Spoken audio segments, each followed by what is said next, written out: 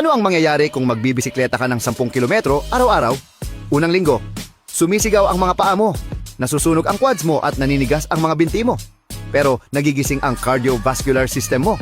Mas pinaghihirapan ng baga mo ang paghinga at mas malakas ang tibok ng puso mo. Unang buwan, nagbabago ang mga kalamnan ng paa mo.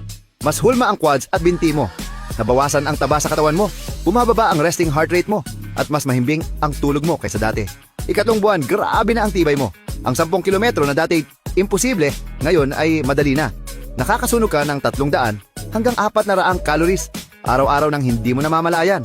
Mas gumaganda ang mental health mo at unti-unting nawawala ang stress. Ika-6 na buwan, pang-elite na ang cardiovascular system mo. Maayos ang presyon ng dugo mo. Bumaba ang kolesterol mo at lumaki ang kapasidad ng baga mo ng 20%. Para mong nabawi ang mga taon ng pagiging hindi aktibo. 1 taon, malaki ang nabawas sa timbang mo kung kailangan mo man. Payat at hulma ang mga paa mo. Ang bisikleta na iyon ang naging bukal ng kabataan mo. Follow for more at i-click ang like button. At kung may tropa kang kupal, i-share mo sa kanya ang video na ito.